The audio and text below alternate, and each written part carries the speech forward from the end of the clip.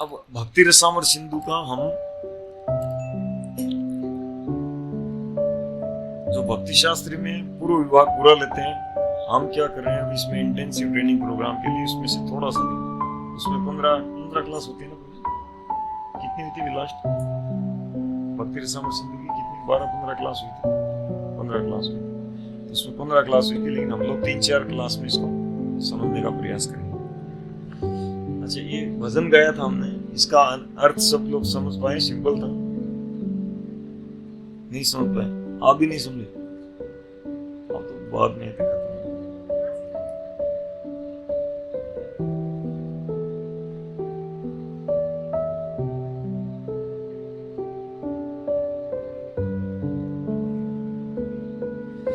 गोपीनाथ बुझाओ संसार ज्वाला, ये संसार ज्वाला को मिटाइए ना। प्रार्थना कर रहे हैं, एक भक्त भगवान से प्रार्थना कर रहे हैं। अविद्या यातना आर नाही सहे जन्म मरण वाला, ये अविद्या यातना और सहन नहीं होती है, जन्म मरण वाला।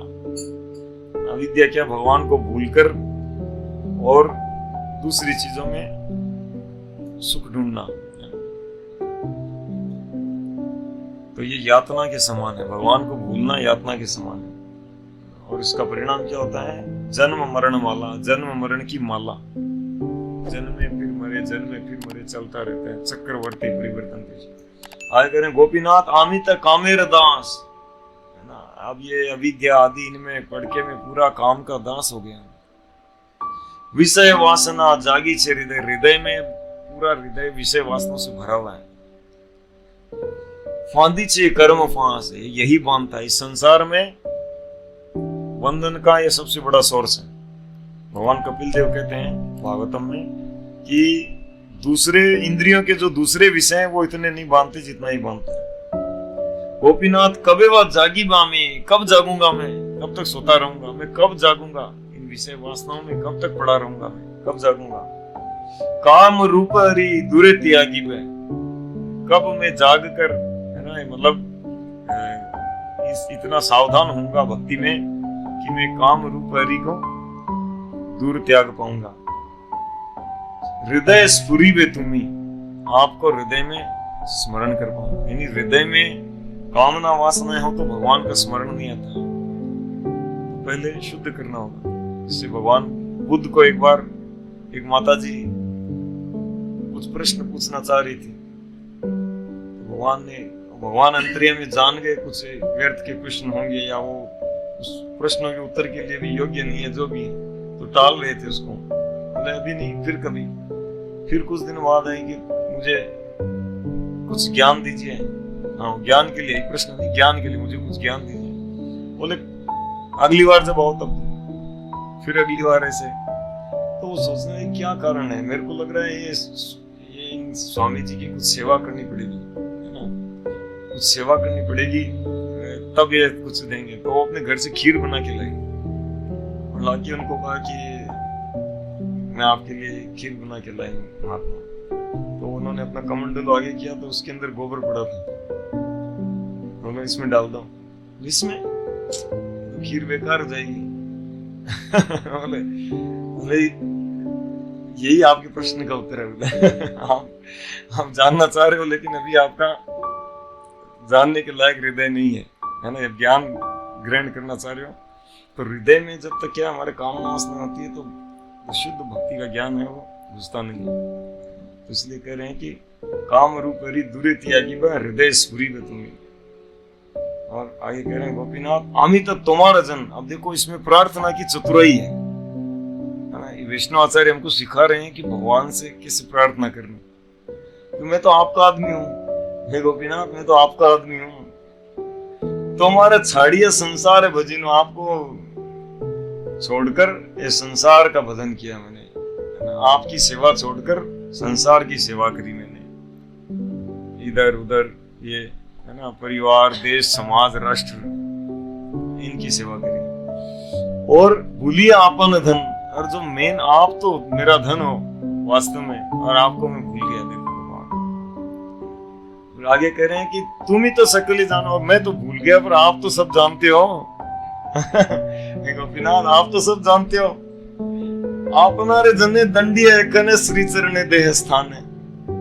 जैसे बच्चा भूल गया और इधर उधर कहीं मेले में इधर उधर घूम रहा है और पता है गुम हो जाएगा, तो मम्मी कहते आप तो जानते थे, तो मेरे को 2 थप्पड़ मार के ले आते, क्यों मेरे को गुम होने दिया, या क्यों गुम होने दे रहे हो। तो ऐसे ही कह रहे हैं कि आप तो सब जानते हो, तो मेरे को दंड देकर, मेरे को पनिशमेंट देकर और लाइन पर ले आओ ना, है ना। भगवान पनिशमेंट देते हैं। जब कोई शरणागत हो जाता है तो फिर उसको ऐसे ही थोड़ा ज्ञान देके, थोड़ा थप्पड़ मार के ऐसे भक्ति में लाते रहते हैं। पर मुझे हल्दर महाराज तो कहते हैं कि माया की मार खा के भजन कर रहे हैं बोले।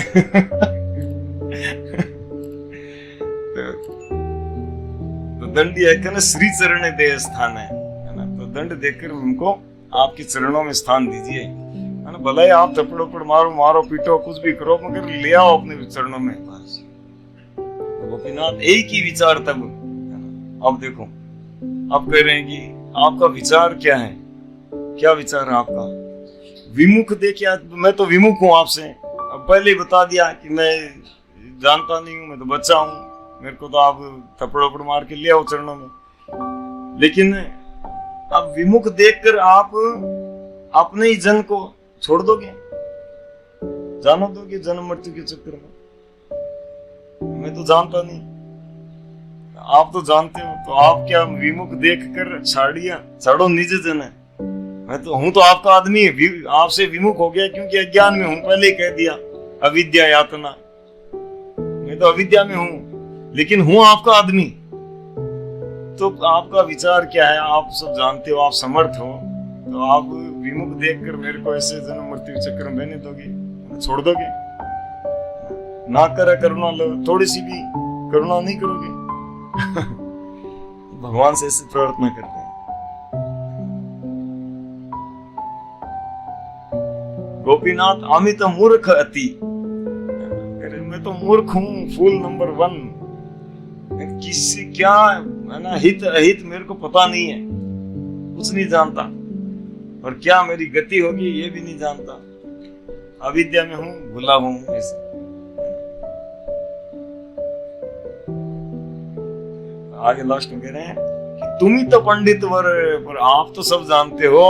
पंडित वर, पंडितों को वरदान देने वाले हो, पंडितों में श्रेष्ठ हो, आपके समान कोई विद्वान नहीं है, आप तो परम हो।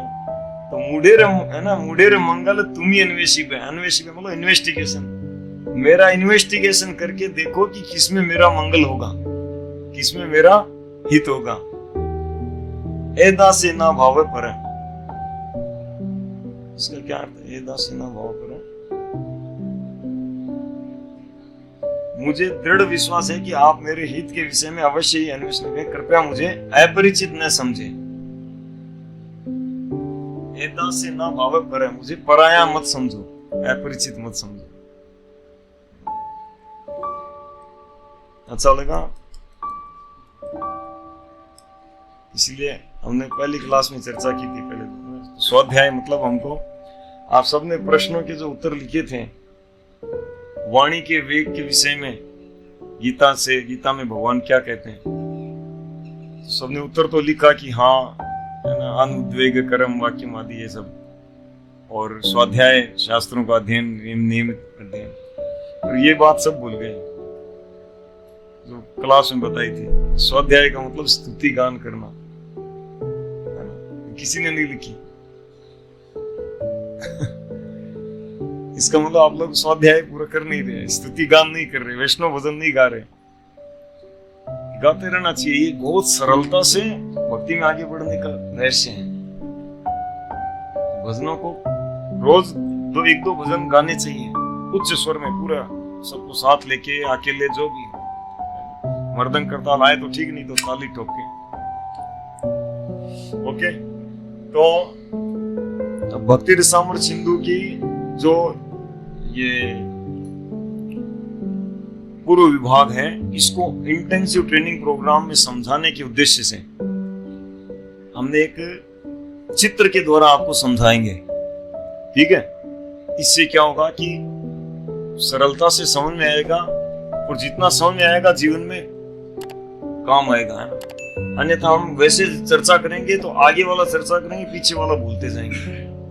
तो इसलिए पूरा का पूरा जो है पीपीटी के द्वारा इसको समझाने का प्लान किया है ना। ठीक है, तो जो भक्ति अनुशीलन हम कर रहे हैं, है ना, करते हैं, इसके 9 स्तर होते हैं, 9 स्टेप ऑफ भक्ति, है ना। हम कई बार भक्ति वृक्ष में चर्चा किया, आप लोगों ने नोट डाउन भी किया, है ना। भक्ति के 9 स्तर होते हैं और ये 9 स्तर को पार करना एक पहाड़ को चढ़कर पार करने के समान है। ये एक पहाड़ है, पहाड़ का चित्र बनाया हुआ है, दिख रहे हैं, समझ रहे हैं आप, है ना। इस पहाड़ पर यहां से चढ़ना और उधर उतरना, ठीक है।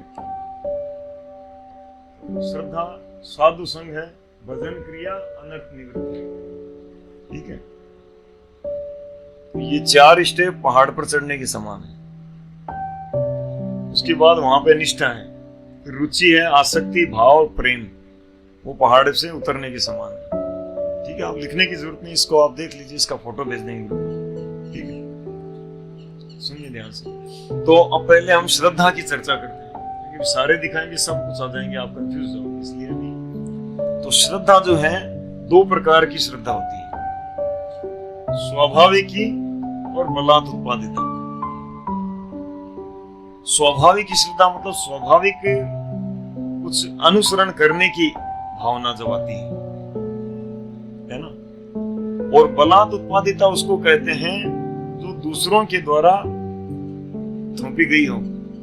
जैसे कई बार हम बच्चों को बोलते हैं जप कर, माला कर और माला कर रहे होते हैं, और कोई दूसरा देखता है और वाह का बच्चा तो माला कर रहे हैं पता नहीं है, ये स्वाभाविक नहीं है, ये नहीं करेगा तो डांट पड़ेगी इसलिए कर रहे हैं। दूसरा बलात् उत्पादिता, व्यक्ति खुद अपने ऊपर थोपता है।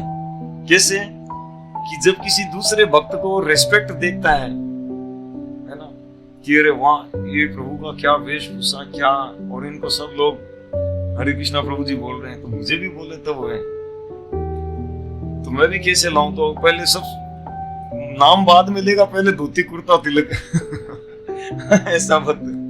4 नियम भाड़ में बाद में पालन मुंह में तंबाकू है पर धोती कुर्ता तिलक परफेक्ट, कंठी माला है एकदम ऐसा, अपने ऊपर श्रद्धा को थोपता है, या तो कोई दूसरा अपने ऊपर या अपन अपने ऊपर। बलात् उत्पादिता किस लिए, उद्देश्य क्या है, रिजल्ट सीधा, कि इनको जो ये बाहरी रिजल्ट मिल रहा है वो रिजल्ट मेरे को मिल रहा है ना, बलात् उत्पादिता। दूसरा स्वाभाविक श्रद्धा, जो कि स्वाभाविक की श्रद्धा उत्पन्न होती है, उसका सोर्स है 3 सोर्स हैं। श्रद्धा जो है पूर्व जन्म की, जन्मों जन्मों से जो हम सुकृति कलेक्ट करते हैं। सुकृति कैसे होती है,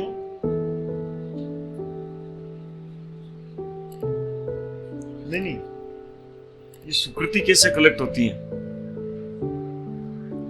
क्या, पुण्य कर्म से। कौन से पुण्य कर्म,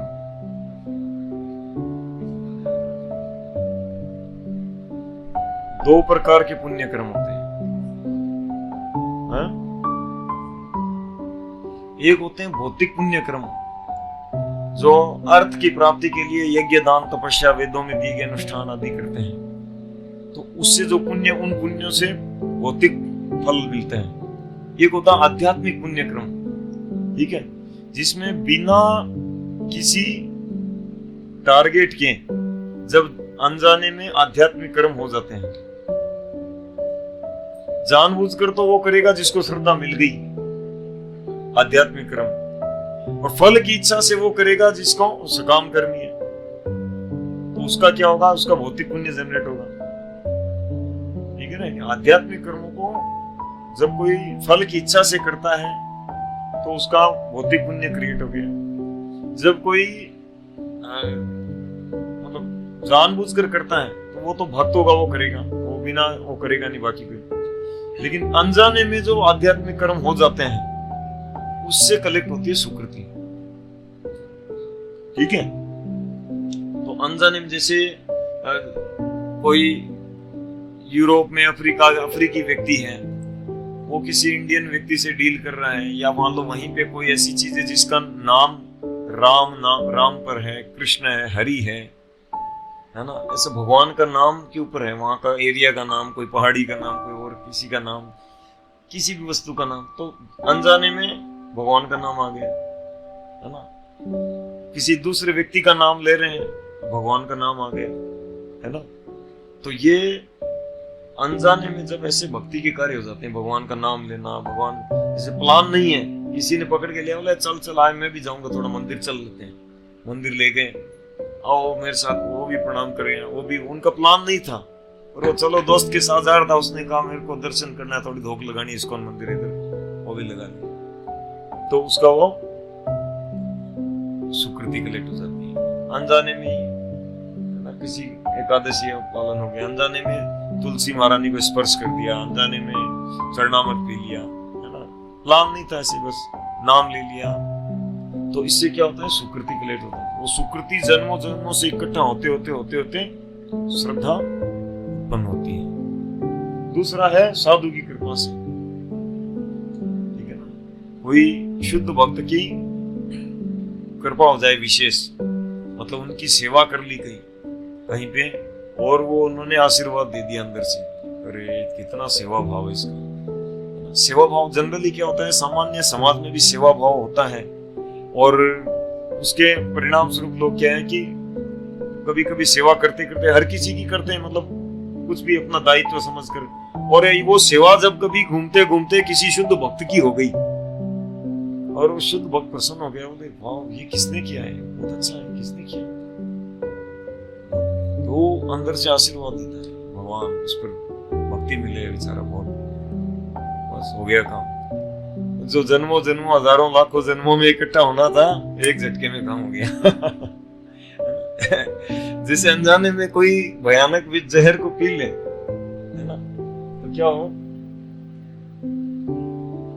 तो ऐसे अनजाने में अगर शुद्ध भक्त की कृपा मिल गई, सेवा हो गई, तो ऐसे ही कृपा मिल गई। और तीसरा, श्री कृष्ण की अहेतु की कृपा हो जाए किसी के ऊपर, ठीक है, तो इसके भी रेयर के एग्जांपल है। तो अब ये श्रद्धा जब होती है तो व्यक्ति क्या करता है, अगला स्टेप आता है साधु संग। क्यों?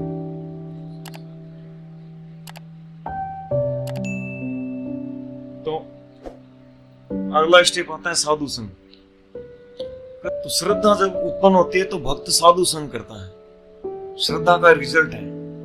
जैसे श्रद्धा उत्पन्न हो गई अनादिकाल की सुकृति से या साधु की विशेष कृपा से कैसे करके हो गई, तो व्यक्ति साधु मतलब साधु संघ के प्रति उसकी रुचि आएगी, है ना। अरे यार वो वहां पे भजन होता है, वहां पे कथा होती है, वहां पे चलना है, वहां पे वो लेक्चर होता है मूलीपुरा में, वो उनके घर में वो चलना है। तो उसके अंदर क्या होता है, साधु संघ की वो आती है कि चलो यहाँ पे भगवान का ये गुण कीर्तन गाया जाता है, उस स्थान में चलते हैं, या कोई शुद्ध भक्त आए हुए उनको बुलाएं तो वो आ जाते हैं। और अब ये साधु संघ जो है ये 3 प्रकार के होते हैं, मतलब 3 अलग अलग लेवल में करते हैं। एक है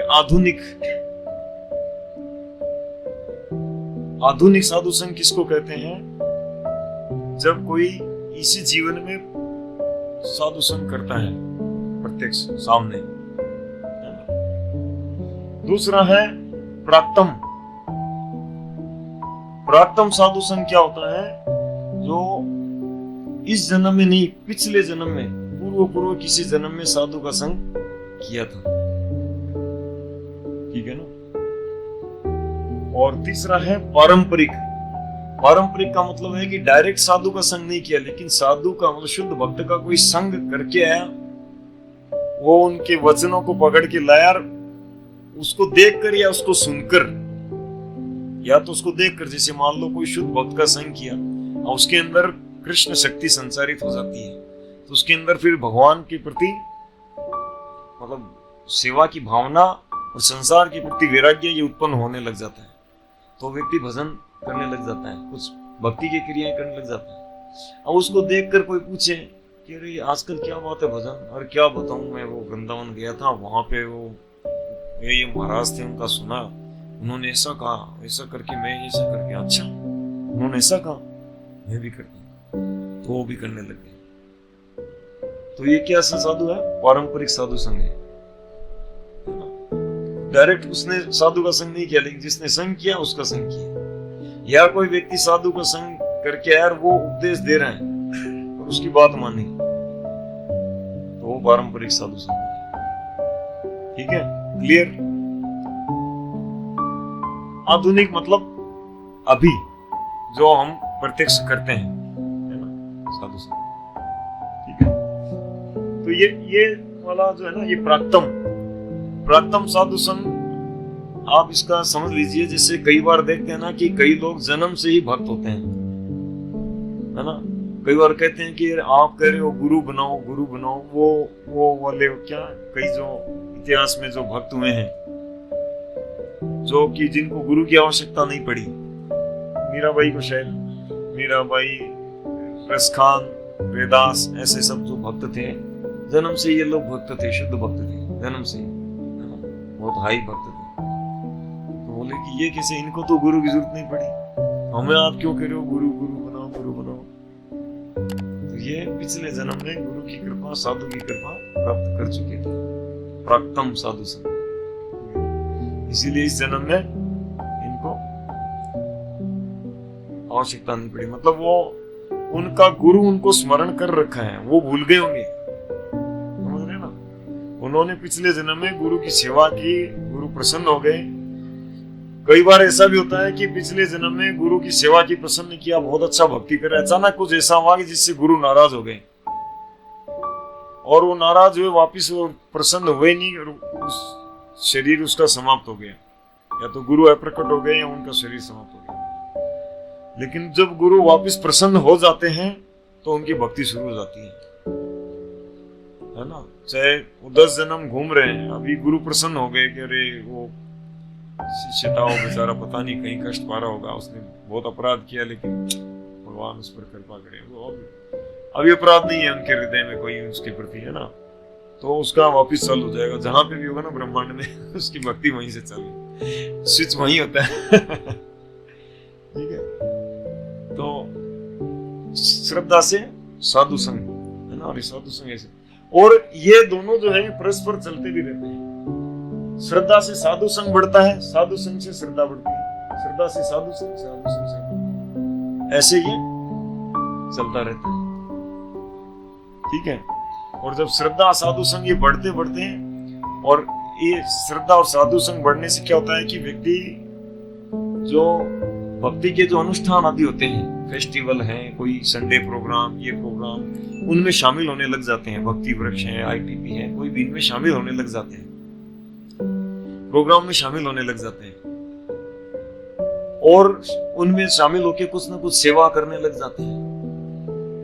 तब क्या है कि उनके अंदर आता है कि मैं भी कुछ भजन करूं, मैं भी कुछ भजन करूं, कि ये लोग जो कर रहे हैं, माला जप कर रहे हैं, आदि कर रहे हैं, सब कर रहे हैं, मैं भी करूं। तो तब शुरुआत होती है भजन क्रिया की। ठीक है, ध्यान रखिए, बीच वाला पहाड़ है और ये पहाड़ पर तो भजन क्रिया की शुरुआत होती है।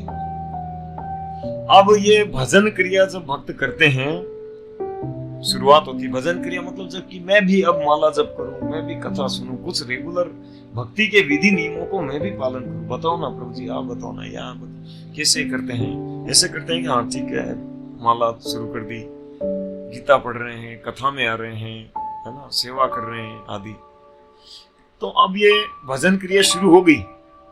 अभी भजन क्रिया दो तरह की होती है, एक है अनिष्ठिता भजन क्रिया, ठीक है, और दूसरा है नैष्ठिक भजन क्रिया। ठीक है, एक है अनिष्ठिता, दूसरी नैष्ठिक। अनिष्ठिता भजन क्रिया में दो प्रकार की, अब क्योंकि भजन क्रिया कर रहे हैं ना, भक्ति का विधि नियम पालन कर रहे हैं, ठीक है ना, तो भक्ति का विधि नियम पालन कर रहे हैं, तो इसमें अब क्योंकि भक्ति देवी हम अगली क्लासों में चर्चा करेंगे कि भक्ति देवी जो है, शुद्ध भक्ति अंत में ऐसी है कि श्री कृष्ण आकर्षणी, तो भक्ति के द्वारा श्री कृष्ण आकृष्ट हो जाते हैं, है ना। भगवान का नाम है मदन मोहन, मदन यानी कामदेव, वो कामदेव को मोहित कर लेते हैं, पूरे संसार को कामदेव मोहित कर लेता है, कोई नहीं बच पाते हैं, शिव जी ब्रह्मा जी तक नहीं बच पाते हैं, और वो कामदेव भगवान को मोहित नहीं कर पाता, भगवान कामदेव को मोहित कर लेते हैं। कंदर्प कोटि कमनीय विशेष शोभम, करोड़ों कामदेव जिनकी विशेष शोभा के द्वारा मोहित हो जाते हैं, ऐसे गोविंदम आदि पुरुष, तो इसलिए उनका नाम मदन मोहन। और वो मदन मोहन को भी मोहित कर लेती है, उनका नाम है मदन मोहन मोहिनी, श्रीमती राधा रानी। तो भक्ति के द्वारा श्री कृष्ण आकर्षणी, श्री कृष्ण आकर्षित हो जाते हैं, मतलब मदन मोहन को भी मदन मोहन भी आकृष्ट होते हैं। भगवान दूसरे किसी चीज, कर्म, ज्ञान, योग, तपस्या आदि कितना ही करो, बोले करोड़ों जन्म, भगवान आकर्षित नहीं होते। शुद्ध भक्ति जब कोई अनुशीलन करता है हृदय में, उसके द्वारा भगवान आकर्षित हो जाते हैं, भगवान को अट्रैक्ट कर लेती है, भगवान भी उसकी तरफ ध्यान देते हैं कि अरे कौन है, अरे शुद्ध भक्ति कर रहा है। तो अब ऐसी जब भगवान को आकृष्ट करने वाली है ना, भागवतम में बताते हैं कि ये प्रायशो अजित जीतो अपि ऐसी तेज त्रिलोक्याम, तीनों लोकों में जिनको कोई भी जीत नहीं सकता, वो भगवान जीते जाते हैं भक्ति के द्वारा। ये प्रायशो अजित है, प्राय अजित, लेकिन जीते जाते हैं, तो ये भक्ति। अब ऐसी जब कोई भक्ति अनुशीलन करने जाएगा तो भक्ति देवी थोड़ा टेस्ट तो लेगी, थोड़ा तो टेस्ट लेगी कि पक्का है कि नहीं है बंदा, फिट कैंडिडेट है कि नहीं है, या ऐसे ही आए, तो थोड़ा टेस्ट लेगी। तो दो प्रकार की बाधाएं उत्पन्न होती है भक्ति में, है ना। तो पहला है भौतिक बाधाएं, जो भजन क्रिया शुरू कर देता है। कई बार भक्त सोचते हैं इतने टाइम सब ठीक चल रहा था, जैसे भजन किया पता नहीं क्या, इधर से ये, इधर से वो, इधर से वो, भौतिक बाधाएं, है ना। परिवार में सब लोग उल्टा रुष्ट हो जाएंगे, डांटने लग जाएंगे, पागल बोलने लग जाएंगे, है ना। नौकरी वाला बॉस नौकरी से निकाल देगा या तो कहेगा बोले क्या पागल हो गया, डांट पड़नी शुरू हो गई। और समाज में भी लोग कहेंगे कि ये तो क्या बोलिए, स्वामी बन गया, मोड़ा बन गया, तो विरागी बन गया। ऐसे भौतिक बाधाएं सबके जीवन में आती है। दूसरी होती है आध्यात्मिक बाधाएं। ये आध्यात्मिक बाधाएं 6 प्रकार की होती है, जो हम चर्चा करेंगे। पहला है उत्साहमयी। आध्यात्मिक बाधाएं 6 प्रकार की होती हैं, जिनमें पहला है उत्साहमयी। भजन क्रिया में जब भक्त उन्नत होते हैं तो उनका उत्साह बढ़ता है, उत्साह, जबरदस्त उत्साह रहता है उनके अंदर, है ना। और उस उत्साह के कारण भक्त सोचता है कि मैं कितना श्रेष्ठ भक्त हूं, मैं कितना 32 माला करता हूं गुरुजी, मैं 64 माला करता हूं। ऐसे कोई भक्त 64 माला, कोई 32 माला ऐसे करने लग जाते हैं। उत्साह अच्छा है, लेकिन वो उत्साह ओरिजिनल उत्साह नहीं है, फिर भी अच्छा है, ठीक है। उत्साह तो भक्ति में अच्छा ही है, पर ये जो प्रारंभ में उत्साह उत्पन्न होता है, ये ओरिजिनल उत्साह नहीं, ये गुणजात उत्साह होता है, रजोगुण से उत्पन्न उत्साह होता है।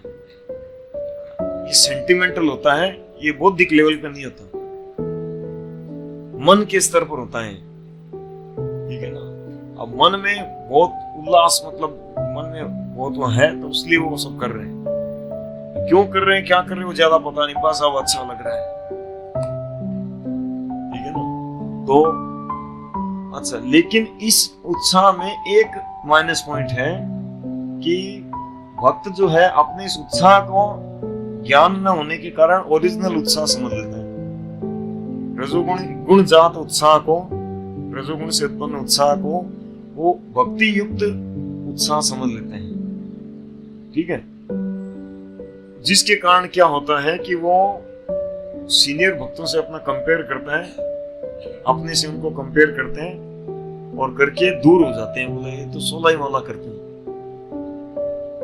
मैं 25-32 माला, मैं इनके साथ रहूंगा तो मेरा भी कम हो जाएगी, और मैं इनसे क्या सीखूं, इनसे ज्यादा तो मैं ऐसे ही कर रहा हूँ, है ना। ये तो 1 घंटा ही नहीं पढ़ते, मैं 2 घंटा 3 घंटा पूरा दिन सुनता रहता हूँ, पूरा दिन भागवत चलती है हमारे, है ना। थोड़े दिनों में सब गायब हो जाती है, क्योंकि वो सेंटिमेंटल है, मन के धरातल पर, समझ उसको समझना चाहिए, इसका ज्ञान होना चाहिए। इसीलिए इसको विशेषकर इस पार्ट को सबसे पहले लिया हमने। प्रैक्टिकली मैंने कई भक्तों को देखा है प्रैक्टिकली। एक भक्त 64 माला करता था, अभी पता नहीं 16 भी कर रहा है क्या, साल भर में 1 आध बार नजर आता है, रेगुलर आना ही बंद कर दिया। अब ये उत्साह क्या होता है, अलग अलग किसी भक्त में बहुत ज्यादा, किसी में कम, डिपेंड करता है। जिसके अंदर जितना रजोगुण हो सकता है उसके अनुसार वो उतना होता है, या सुकृति के आधार पर सुकृति रजोगुण मिश्रण जो भी है, किसी में ज्यादा किसी में कम ये होता है। कई में शुरू से ही बहुत ज्यादा नहीं होता, कई में शुरू में बहुत ज्यादा होता है, तो डिपेंड करता है, लेकिन होता है सभी में उत्साह में। तो ये उत्साह बाधा बन जाएगा अगर हमको इसको ज्ञान नहीं होगा। हम अगर इसको भूल से ये समझ लेंगे कि ये ओरिजिनल उत्साह है, ये गुण जात है, और ये उत्साह बाद में फीका पड़ेगा, उसको बोलते हैं घना तरल।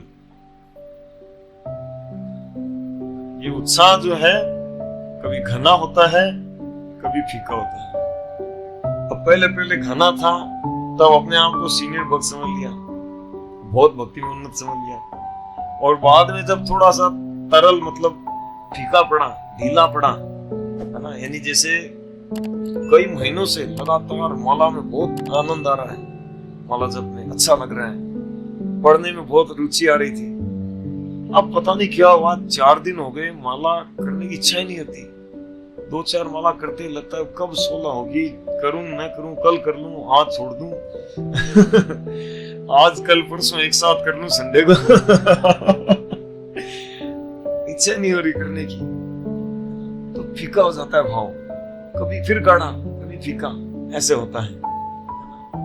तो व्यक्ति को उसका जब ज्ञान रहता है कि ये सेंटिमेंटल उत्साह है, ये होगा ही, तो व्यक्ति क्या है कि स्थिर बना रहेगा कि नहीं, हमको 16 माला करना आज्ञा है, गुरु आज्ञा, प्रभुपाद की आज्ञा है, करना ही हमको। तो क्या होगा, वो छोड़ेगा नहीं, और भक्तों का संग नहीं करेगा, ये सब सुनेगा नहीं, तो क्या होगा कि या तो 32-64 कर रहा था और अभी 4 भी नहीं कर रहा। ठीक है, और अब क्या होता है कि घना तरल होता है ना जब, उसके बाद में व्यक्ति व्यूढ़ा विकल्प, वो विकल्प निकालता है भक्त, ये सभी के अंदर होता है, ध्यान रखिए, क्योंकि आचार्यों ने ये लिखी है ना, ये सभी के अंदर होता है, ये पूरा विज्ञान दिया है। तो घन तरल व्यूढ़ा विकल्प, व्यूढ़ा विकल्प में क्या होता है कि उसका वो कंपेयर करता है कि मैं देखो पहले मंदिर जाता था, शुरू से जुड़ा, वहां मंदिर में ही मैं कई बार रात को वहीं रुक जाता था, जन्माष्टमी पूरी रात वहीं रुकता था, अच्छा हो रहा था। अभी मैं मंदिर कम कर रहा हूँ, अभी इन लोगों के बीच में ये घर परिवार, ये पत्नी बच्चे सब मेरे को टांग खींच रहे हैं, इनको छोड़ के और मंदिर में फुल टाइम चला जाता हूँ, घर त्याग देता हूँ, वहां नहीं रहने कि दूसरा शहर वृंदावन चला जाऊंगा, ये मायापुर चला जाऊंगा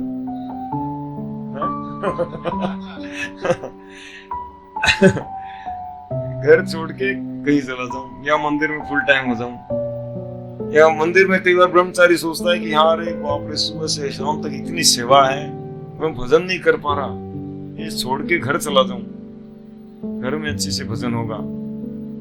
तो घर वाला मंदिर, मंदिर वाला घर, ऐसे विकल्प निकालते हैं, उसको व्यूढ़ा विकल्प। और फिर क्या होता है, वो शास्त्रों में जब पढ़ता है तो उसके अनुसार निकालता है कि देखो ऐसा पढ़ा है, बताया है, वनम गतो यद हरिमाश्रये, व्यक्ति को छोड़ के वन में चला जाना चाहिए, है ना, चाणक्य पंडित ने कहा है ऐसा, जब कोई क्या हुआ क्या श्लोक है वो, पिता कर्जदार हो माता व्यभिचारिणी, अभी ये सब तो घर छाड़, और पत्नी जो है वो झगड़ा करे, पता नहीं क्या ऐसा, तो बोले घर त्याग देना चाहिए, ये कहा तो मेरे को घर त्याग देना चाहिए, ये सोचना चाहिए, ऐसा करके वो विकल्प निकालता है, या और छोटे छोटे विकल्प निकालता है, ये करूंगा तो भक्ति में बढ़ूंगा, ये करूंगा तो भक्ति में बढ़ूंगा, ऐसा करता हूँ वैसा करता हूँ। हाँ, कुछ उपाय तो करना ही चाहिए, साधना अच्छी हो उसके लिए उपाय तो करना ही चाहिए, लेकिन इस स्तर में क्या होता है कि ये विकल्प उत्पन्न होते हैं, तो उनको उत्पन्न होते ही उनको फॉलो नहीं करना चाहिए, उनको गाइडेंस लेना चाहिए कि मेरे अंदर ये विचार है। जो सीनियर भक्त जिनके हम गाइडेंस में है उनसे पूछना चाहिए कि प्रभु हम ऐसा ऐसा करके विचार आ रहा है, मैं सोच रहा हूँ घर छोड़ के वृंदावन चला जाऊं, ठीक है क्या? या मैं सोच रहा हूँ कि अभी ये 15 किलोमीटर दूर घर है और मैं मंदिर के पास में आ जाऊं, मंदिर के सामने वाला ही घर ले लूं, ये ठीक है क्या? वहीं रहूं कि ठीक रहेगा क्या? है ना? तो ऐसे करके विकल्प आए तो हमको पूछना चाहिए। तो बहुत सारे उसके डिटेलिंग में भी चर्चा माधुर्य कादम्बिनी में, तो जो भी है तो कई शास्त्रों से अलग अलग कभी ये पढ़ के ये सोचेगा, ये पढ़ के ये सोचेगा, फिर उल्टा सोचेगा कि सोचता हूँ कुछ दिन रुकता हूँ, फिर कुछ दिन ये हो जाए, फिर निकल जाऊंगा, भाग जाऊंगा, गायब हो जाऊंगा, ये करूंगा। भक्ति कर पाऊं उसके लिए इधर उधर तरह तरह के विकल्प निकालेगा, ठीक है, पीड़ा भी। और अगला बाधा है विषय संग्रह। संग्रह नहीं है ये, इसको संग्रह मत लिखिए, विषय संग्रह मतलब संग्राम होता है ना, युद्ध, तो संग्राम का वो क्या शॉर्ट वर्ड क्या है, मतलब ये संग्राम,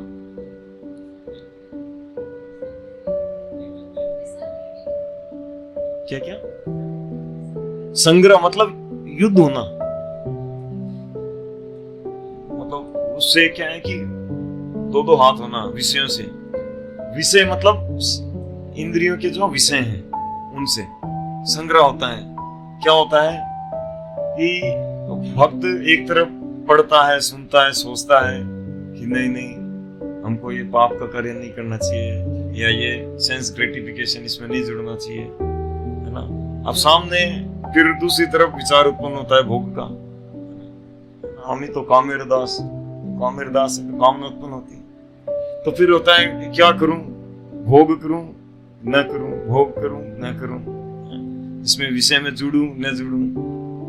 जैसे उदाहरण के लिए अभी 4 नियम पालन करने लग गया भक्त, अब चाय के प्रति बड़ी आसक्ति थी, और कहीं किसी दूसरे कोई दोस्त के घर गए, कहीं दूर के रिश्तेदारों के घर गए और ला के चाय रख दी छाप सामने, बढ़िया ब्रिटानिया गुड्डे बिस्किट के साथ। अब क्या करूं, चाय की खुशबू आ गई, पीऊं ना पीऊं, नहीं हम चाय नहीं पीते हैं, चाय नहीं पीता। कब से, कितना सालों से तुम चाय बैठ के चाय पीते हैं, हमने चाय छोड़ दी, इस्कॉन से जुड़ गया। तो कौन ये इस्कॉन है, क्या घर है हमारा? तो नहीं मैं चाय नहीं। अरे तू कौन कहने जा रहा है, चाय को छोड़ते हैं? क्या है चाय में बता? तो कुछ नहीं है। और सुनो, मैं किसी को बोलने नहीं जाऊंगा, आपको लेके हाथ में दे दिया। पीऊं। तो ये विषय संग्रह, ऐसे 4 नियम के प्रति भी और इंद्रियों के विषयों के प्रति, विषयों के प्रति दोनों एक ही बात है। तो भोग करूं न करूं, तो ये संग्रह होता है। तो कभी क्या होता है, भोग करता है, कभी वो, यानी कभी उसकी विजय होती है, कभी पराजय होती है, ये चलता रहता है।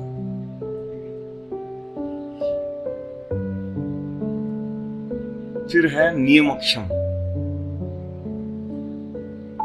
अगली बात, नियमक्षम।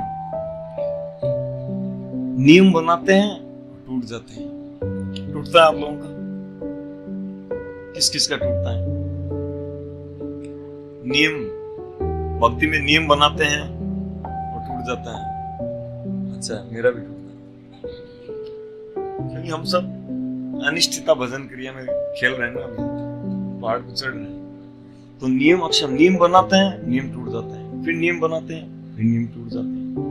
2-4 दिन चलता है, टूट जाता है, फिर कई दिन टूटा हुआ रहता है, फिर बनाते हैं, फिर कुछ दिन चलता है, फिर टूट जाता है। तो ऐसे नियम जो है बनाते रहते हैं, टूटता रहता है।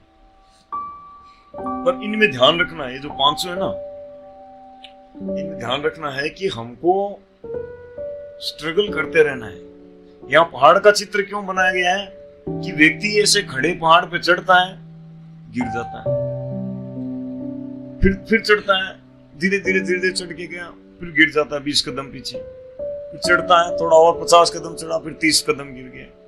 तो ये भजन क्रिया, ये पहाड़ पर चढ़ना गिरना चढ़ना गिरना ऐसे चलता रहेगा।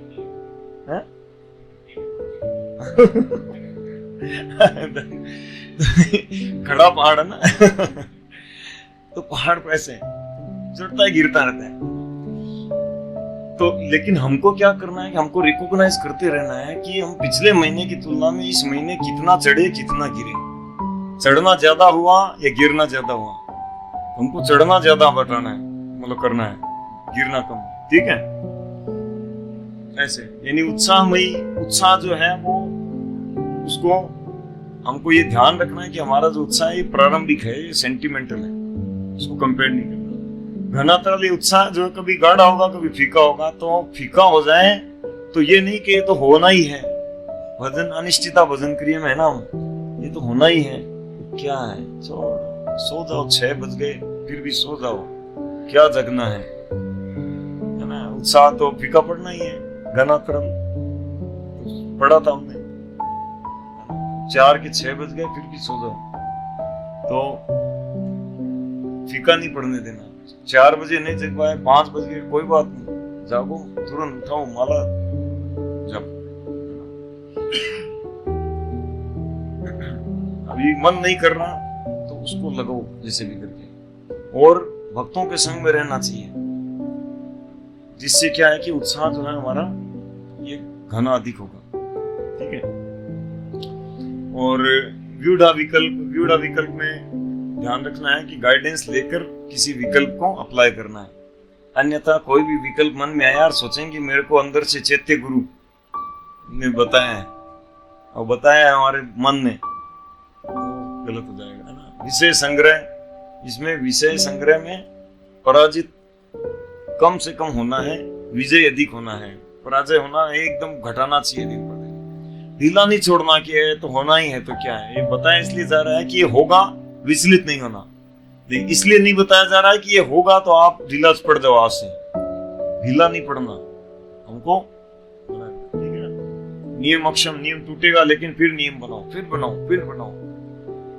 हमको हतोत्साहित नहीं होना कि अरे कितनी बार प्लान कर लिया, 2-4 दिन से ज्यादा चलता ही नहीं है, छोड़ो, जब होगा तब होगा, जब उठा जाएगा आगे करेंगे भक्ति जब भगवान की कृपा होगी तब भक्ति नहीं, हमको स्ट्रगल करते जाना है, ठीक है ना। ये सारा संत लोग बताते हैं कि नदी में उल्टी दिशा में स्विमिंग करने के बराबर है साधना भक्ति। इसलिए विश्वनाथ चक्रवर्ती ठाकुर ने पहाड़ पर चढ़ने के बराबर बताया, इसलिए उन्हें पहाड़ का ही बनाया। अब छठी जो नियम अक्षम हो गया, छठी तरंग रंगिनी चर्चा नहीं की हमने ना। तो छठी जो बाधा है तरंग रंगिनी, है ना। छठी बाधा है तरंग रंगिनी। तरंग रंगिनी क्या है कि तरंग मतलब लहर, समुद्र की लहर। तो समुद्र की लहर क्या होती है, ऊंची जाती है नीचे आती है, ऊंची जाती नीचे। अभी गए थे ना, देखा ऊपर नीचे ऐसे, ऊंचा उठाती है कभी नीचा, ऊंचा नीचा ऐसे। तो भक्ति में क्या होता है कि भजन क्रिया में भक्त का कभी इतना मान बढ़ता है, प्रशंसा मिल रही है चारों ओर से कि वो प्रभु जी ने, वो माता जी ने क्या सेवा करते हैं, क्या कुकिंग करते हैं, क्या वो प्रभु जी सेवा करते हैं, ऐसे सम्मान मिलता है। और कभी कभी क्या होता है कि डांट भी मिल जाती है। हालांकि हम लोग कांग्रेगेशन है तो हम तो स्वतंत्र लोग हैं, हमको कौन डांट सकता है, अपनी गली के हम है राजकुमार। मंदिर के भक्त होते हैं, उनको बेचारों को ये एक्सपीरियंस है, तो कभी कभी बहुत प्रशंसा मिलती है टेम्पल प्रेसिडेंट की ओर से, अथॉरिटी की ओर से, उनके सीनियर काउंसलर की ओर से, बहुत अच्छा किया। और कभी अचानक डांट पड़ती है कि मूर्ख ये क्या किया। अब उस समय क्या होता है, जब प्रशंसा होती है तो तरंग रंगिनी मतलब ऊपर उठा देती है कि हाँ आजकल मेरे समान कोई भक्त नहीं है ना, हमारा छाती चौड़ी हो जाती है और चलते हैं एकदम गर्व के साथ, मेरा साहब वो प्रभु जी। और जब डांट पड़ती है तो अल्लाह मेरे को डांट दिया, पता है किसको डांटा आपने, जानते हो मैं कौन हूं, और साहब पूरा उतार लेंगे नीचे बाहर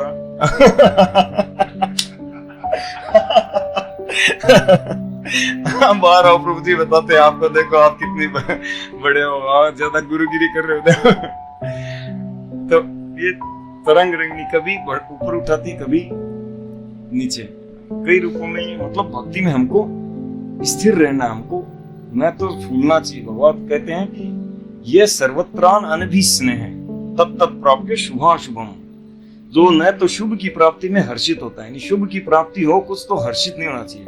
तो प्रशंसा मिली कोई और मिली तो बोले क्या है, क्या काम किया, मेरे को क्या करना, मेरी थोड़ी है, ये तो गुरुजी की है, रूपात की है, उन्होंने मेरे को भक्त बनाया और भक्त की प्रशंसा कर रहे हैं तो उनका है, मेरा थोड़ी है। और जब कोई डांट आया तो बोला कि मैं हूं ये सा, मैं तो बहुत अत्यंत वो हूं, नीच हूं, मेरे समान कोई नीच नहीं है, इतना दुष्ट हूं, और मेरे को तो पढ़नी चाहिए, डांट के लात पढ़नी चाहिए मेरे को, इन्होंने डांटा ही है खाली। प्रभु जी बहुत बढ़िया, थैंक यू प्रभु जी, आपने मेरे को डांट के सुधार किया, बहुत अच्छा।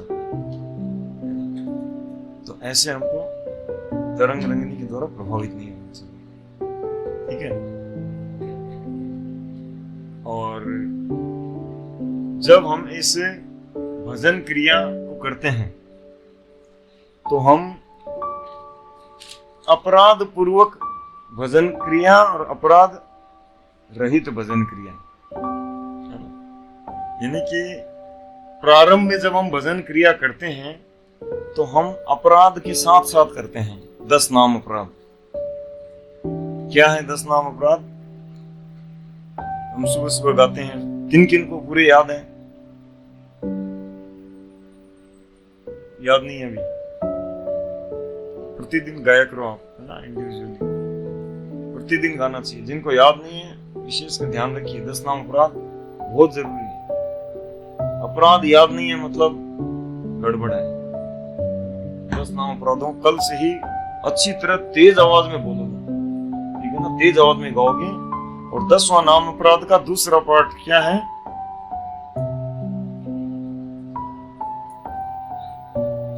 भगवान नाम का जप करते समय पूर्ण रूप से सावधान न रहना भी एक अपराध है। तो 10 नाम अपराध और 10वां नाम अपराध है दूसरा पार्ट, इनको पूरा उच्च स्वर में उच्चारण करना है, ठीक है ना। अगले वीक में मैं 10 नाम अपराध के लिए बोलूंगा, ठीक है आप लोगों को। तो जब भक्त क्या होता है, प्रारंभ में भजन क्रिया में भजन करता है, अपराध भी करता है। तो अपराध अगर बहुत ज्यादा हो रहे हैं, है ना, ज्यादा मात्रा में हो रहे हैं, तो उसमें क्या होता है कि वो प्रगति जो ढीली रहती है, ठीक है ना। और जब क्या है कि भक्त अपराधों को धीरे धीरे कम करता है तो प्रगति बढ़ती है। और जब अपराध रहित भजन करेगा तब अनर्थ जो है वो मिटने शुरू होंगे तेजी से, ठीक है। जब हम अपराध रहित भजन करेंगे तब हमारे अनर्थ जो हैं वो मिटने शुरू होंगे। अनर्थ क्या है बताइए?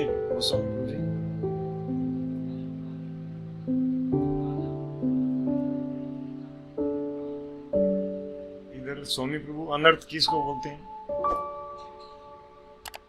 हाँ हाँ जितेंद्र प्रभु बताइए।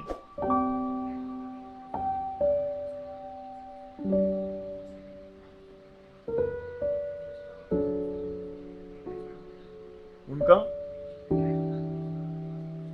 नहीं, कर्म अनर्थ नहीं है। काम क्रोध लोभ मोह मद मात्सर्य ये अनर्थ से उत्पन्न होते हैं। अनर्थ क्या चीज है?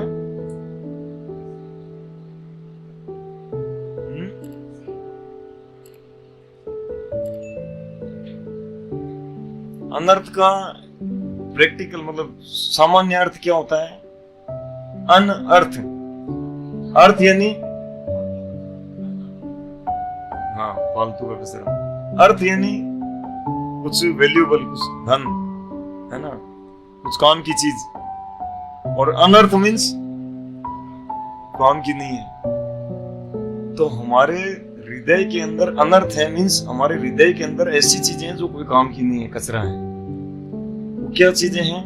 कई बार मैं बता चुका हूँ भक्ति वृक्ष के अंदर, आप लोग नोट करिए, ध्यान दीजिए कि जब कोई व्यक्ति पूर्व में पाप करते हैं, है ना, इंद्रियों को विषयों से जोड़ते हैं, ठीक है, तो इंद्रियों को विषयों से, आप लिखने मत जाइए, समझिए इसको, है ना,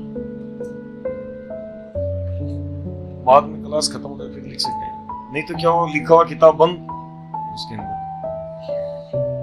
तो जब पुराने जन्मों में हमने कुछ पाप कर्म किए, पाप कर्म पुण्य कर्म जो भी है, और उनके प्रभाव से क्या होता है कि यानी कि इंद्रियों को विषयों में हमने जोड़ा। अब उस जोड़ने के बाद में उसका परिणाम जनरेट हो गया, कर्म बंधन आ गया।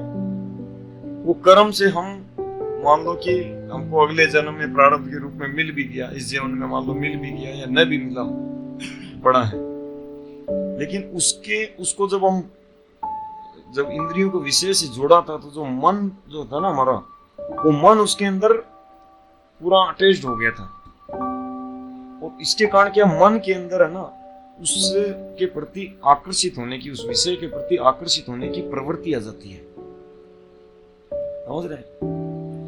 उसका कर्म जनरेट हुआ, वो तो अलग पड़ा है, उसका सजा मिलनी है। मान लो कोई व्यक्ति जब नरक में जाके मिलेगा या इसी जीवन में मिलेगा, अगले जीवन में मिलेगा, जो भी है वो अलग चीज है। वो मन के अंदर उसके प्रति जो प्रवृत्ति, उस विषय को भोगने की जो प्रवृत्ति है ना, उस रस को भोगने की प्रवृत्ति है, वो आ जाती है। तो कोई काम आसक्त हुआ पूर्व में और उस भोग किया, तो मन के अंदर भोग की प्रवृत्ति आ जाती है, अनर्थ, है ना। कोई क्रोध का आनंद लिया, क्रोध में भी आनंद आता है, क्रोध भी एक रस है, रस मिलता है इसमें, तो उसका रस लिया तो मन में वो भी उसका भी रस लेने की वो आ जाती है। फिर कोई काम पड़ता है तो फट से गुस्सा, क्योंकि वो पहले से उसमें मन को रंजन किया हुआ है। तो ऐसे ही लोभ, मोह, मद, मात्सर्य आदि, तो ये अनर्थ जो हैं ये हैं प्रवृत्तियां। पहले पे जो विषयों को भोगे हम संसार में, पाप कर्म आदि किए, उनकी प्रवृत्तियों को इनको बोलते हैं अनर्थ, ठीक है ना। हो सकता है हम सारे पापों से छूट के आ गए, जितने भी पाप हो गए थे वो सब से छूट के आ गए, लेकिन प्रवृत्ति पड़ी है अंदर, तो वो प्रवृत्ति क्या करेगी, हमको फिर से पाप कार्य में लगाएगी। जैसे सामने आएगा विषय, आते ही क्यों, अरे वाह क्या बात है, बॉम्बे मिष्ठान भंडार, ये रसमलाई तो खानी ही पड़ेगी यार, क्या, क्योंकि पहले स्वाद लिया हुआ है, तो वो एक्सपीरियंस यार आ जाता है, तो वो प्रवृत्ति, ठीक है। तो ये अनर्थ है। तो ये अनर्थ जो है वो दूसरा किसी उपाय से नहीं घटते, कोई कर्म, ज्ञान, योग, तपस्या आदि किसी से नहीं जाते। ये अनर्थ केवल भक्ति के द्वारा जाते हैं, केवल भक्ति के द्वारा, ठीक है।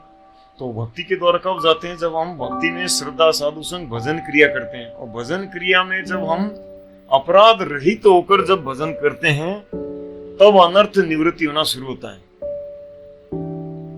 ठीक है।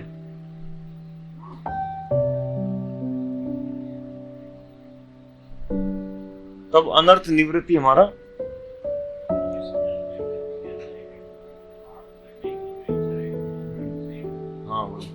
वही वो इच्छा है, वो अंदर जो मतलब स्वतः ही जो आकर्षण हो जाता है हमारा, ठीक है।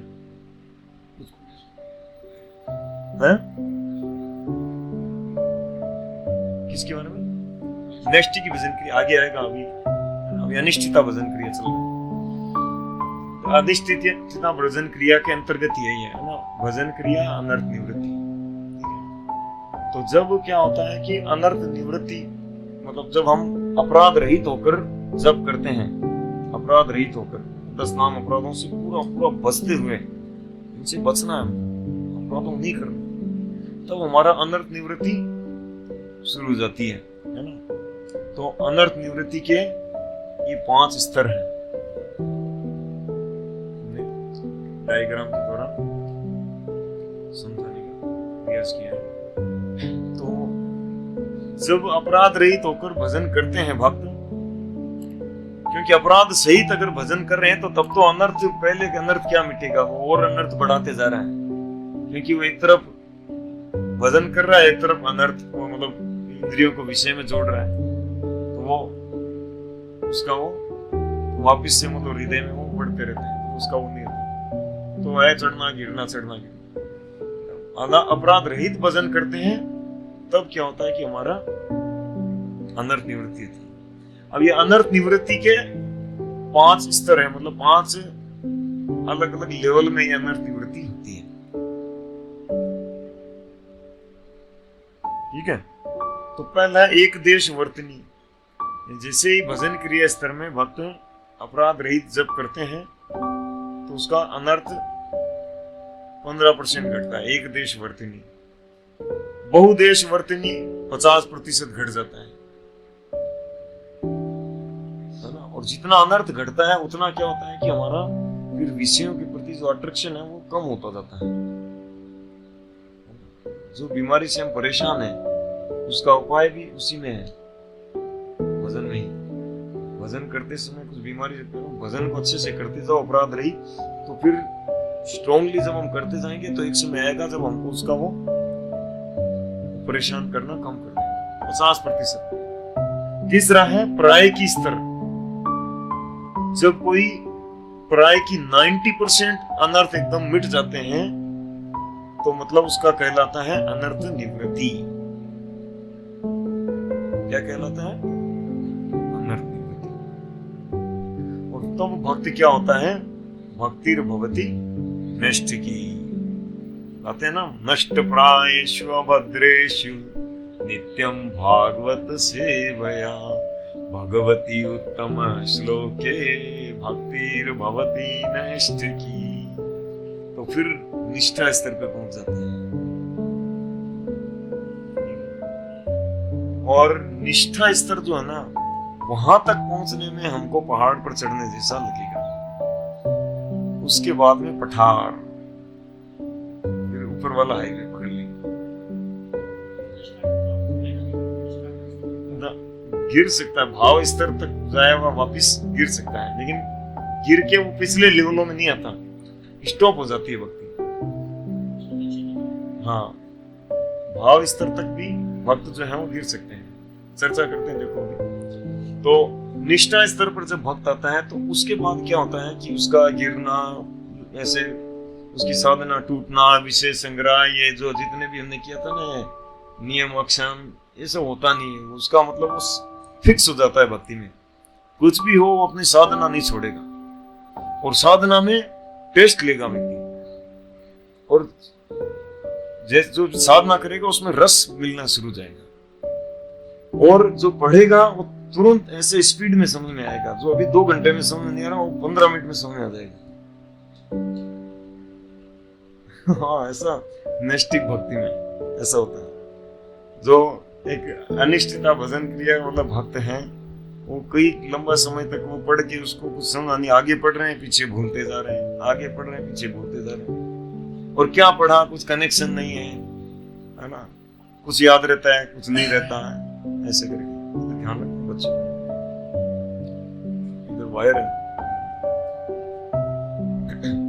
लेकिन जैसे निष्ठा स्तर में जाएंगे तो फिर कट एकदम, क्योंकि उसमें क्या है, निष्ठा स्तर में रजोतमो गुण से वो प्राय ऊपर उठ चुका होता है। स्थितम सत्वे प्रसिद्ध, भागवत में कहा गया है, तदा रजस्तमो भावा, तदा तब उस समय, रजस्तमो भावा, रजोतमो गुण के भाव। रजोतमो गुण के भाव क्या है? काम, क्रोध, लोभ, मोह, मद, मात्सर्य। रजोतमो गुण से ये उत्पन्न होते हैं। जब तक रजोतमो गुण में हम खेल रहे होते हैं, हमारे अंदर ये काम, क्रोध, क्रोध लोभ मोह मत मात्सर्य ये तदा रजस्तमो भावा काम लोभादयश्च ये काम लोभ आदि चेतो एतयना विध्यम चित्त को प्रभावित नहीं करते, हृदय को प्रभावित नहीं करते। यानी रहता है काम लोभ अंदर थोड़ा रहता है, क्योंकि अभी 90% ही है, लेकिन अब वो प्रभावित करना बंद कर देते हैं। चेतो एतयना विध्यम स्थितम सत्वे प्रसिद्ध्यति, सतो गुण में वो स्थित हो जाता है, और सतो गुण में ज्ञान के द्वार खुल जाते हैं। तुरंत थोड़ा सा सुनेंगे समझ में आने लग जाएगा, नाम जब करेंगे नाम के अंदर ध्यान जाएगा इजीली। अभी क्या हो रहा है कि बड़ी कठिनाई करनी पड़ रही है तब हमारे का ध्यान लगता है ना। कभी बैठ के जब करते हैं, कभी खड़े होके करते हैं, कभी घूम के करते हैं। और बाद में क्या होगा कि नाम जब करेंगे तो नाम में तुरंत उसका मतलब सोच लिया ना कि मेरे को ध्यान लगाना है तो ध्यान लग जाएगा। ऐसा नहीं अभी क्या हम सोचते हैं ध्यान लगाना है, लेकिन ध्यान लगता नहीं, ध्यान भटकता है, ठीक है ना। तो ये कम होते होते निष्ठा स्तर में ऐसा हो जाएगा कि सोच लिया ध्यान लगाना तो ध्यान लगेगा उसमें पूरा एकदम, पूरी 16 माला ध्यान से सुनेगा।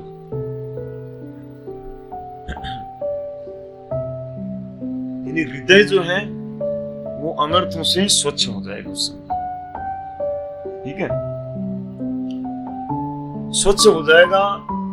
लेकिन उसका हृदय जो है वो शांत भी होना चाहिए। वो ब्राह्मणिकल स्तर पे पहुंच जाता है वक्त, तो उस समय उसको हृदय शांत होना चाहिए। स्वच्छ है लेकिन शांत नहीं रख रखा, वो अभी भी इधर उधर भौतिक कार्य में, कोई असत्संग में, दूसरी चीजों में उसमें है, कुछ गड़बड़ी कर रहा है, तो तब भी ठीक से वजन करने में बाधा रहेगी, वो उसे किनारे पे ही रहेगा, ठीक है, जो भी। तो ये निष्ठा स्तर है। तो हमारा पहला टारगेट होना चाहिए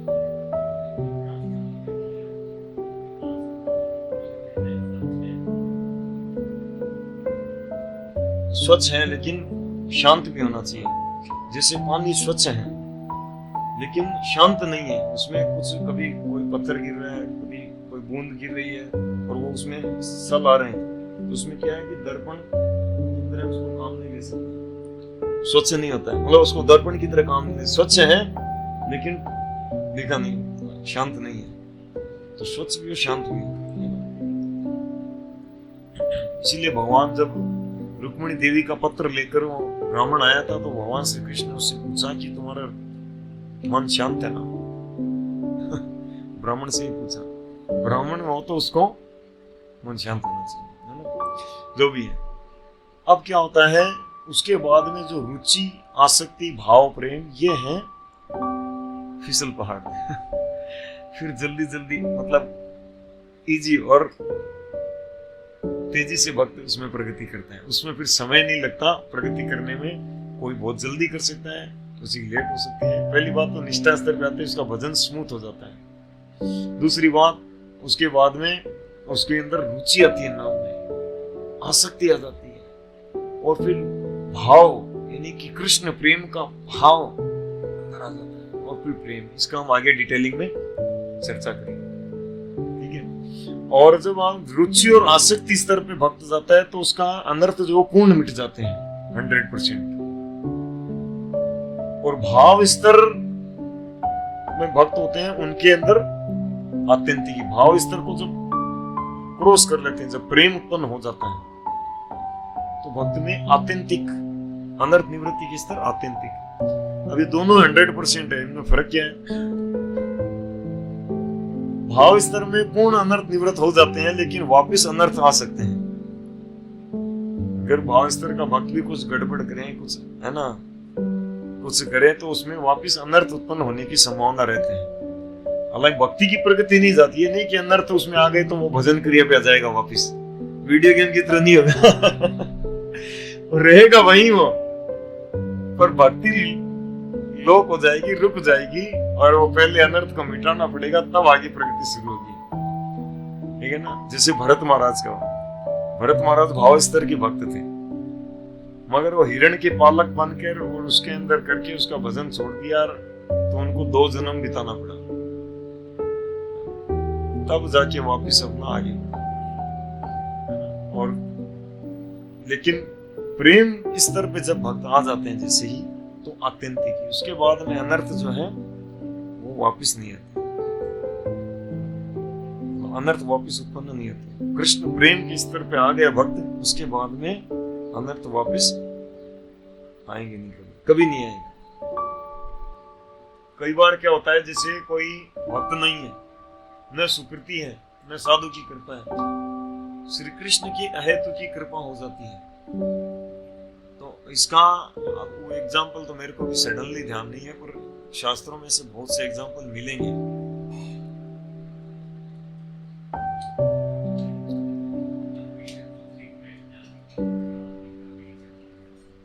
जो भी है विचार करना पड़ेगा, पर ये मैंने ले लिया कि ये चीज उसके सोर्स पे श्रद्धा किया ना।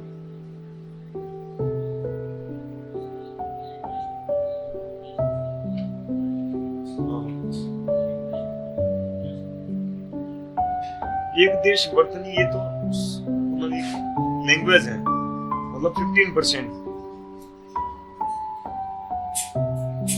एक देश वर्तनी मतलब इसको क्या है कि संस्कृत भाषा में ना, जैसे हमारे नापने के अलग अलग तरीके, 10%, 20%, 50% परसेंटेज से ऐसे देखते हैं आजकल। तो जैसे आजकल ग्राम, 100 ग्राम है ना, 1 किलो ऐसा होता है। पहले के समय में होता था मतलब आना, मिली, तोला है ना, ये होता था, शेर। तो ऐसे ये नापने का मतलब एक लैंग्वेज है। हाँ,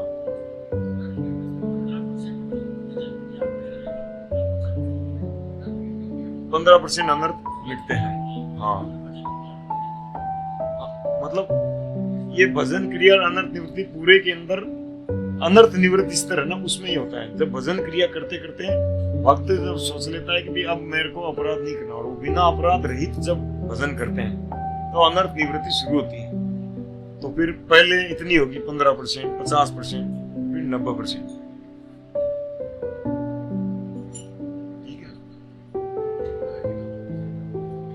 जब 90% हो जाती है तो वो व्यक्ति निष्ठा स्तर पे उन्नत भक्त कहलाता है।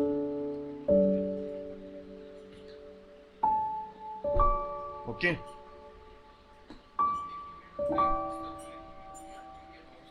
क्या चीज? भाव स्तर में जब व्यक्ति उन्नत होते हैं तो भाव स्तर में भी क्या 9 लक्षण है। तो भाव स्तर में कि भक्त जब भाव, एक्चुअली प्रेम स्तर की शुरुआत को भाव स्तर बोलते हैं, है ना, क्योंकि विशुद्ध हृदय और नाम में रुचि, भगवान के प्रति आसक्ति, अब उनके अंदर क्या है, श्री कृष्ण के प्रेम का भाव आ जाता है। तो उस स्तर में क्या होता है कि ये आत्यंतिक स्तर को प्राप्त करते हैं।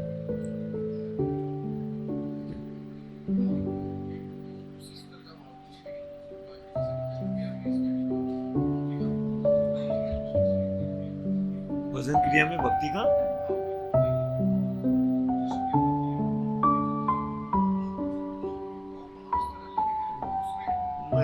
यहाँ भाव स्तर, वो भक्ति का भाव स्तर है, 8वां स्तर है। और यहाँ पे अगर कहीं भाव शब्द का प्रयोग किया जाए तो वो भाव स्तर नहीं है। देखिए, ये अगली बार अगली क्लास में समझाया जाएगा ना, डिटेलिंग में थोड़ा इन्हीं चीजों को हम पूरा इस मैप के अनुसार समझेंगे भक्ति रसायन सिंधु के इसमें। तो ये इजी लगा आप लोगों को? अपन अगर ऐसे वर्बली बोल के समझाते तो शायद भूल जाते कि वो पहाड़ की बात कर रहे हैं या किसी बिल्डिंग की बात कर रहे हैं।